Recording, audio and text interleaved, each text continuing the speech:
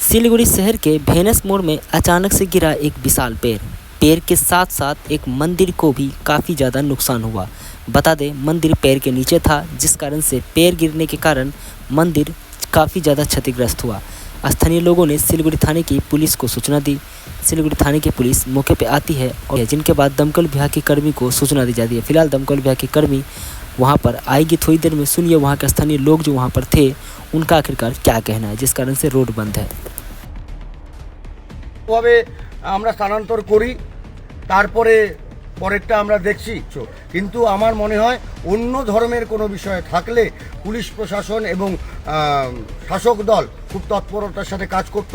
আমাদেরকে willingly voluntarily আসতে হতো না। আপনারা দেখতে পাচ্ছেন প্রায় 15 থেকে 20 মিনিটের উপরে হয়ে গেছে, আমরা পৌঁছে গেছি, কিন্তু এখনও কোনো ফায়ার ব্রিগেড পৌঁছায়নি। এই দেখুন লাইনের তার এখানে ঝুলছে, এখনও কোনো ইলেকট্রিসিটি বোর্ডের কোনো গাড়ি আসেনি। এইটা আমাদেরকে প্রশ্নের মুখে ফেলছে যে গাছটা নর্মালি পড়েছে, প্রাকৃতিক দুর্যোগের জন্য পড়েছে, না কি কারণে পড়েছে। তো সেটা ক্রমশ প্রকাশ্য, আস্তে আস্তে আমরা দেখব কি হয়। আমরা আগে আমাদের দেবদেবীর স্থান পরিবর্তন করব, তারপরে মন্দির তৈরি এবং কালকের পুজো, আমরা সেটা নিয়ে এখন চিন্তাভাবনা করছি। আগে আমাদের দেবদেবীর মূর্তি স্থানান্তর।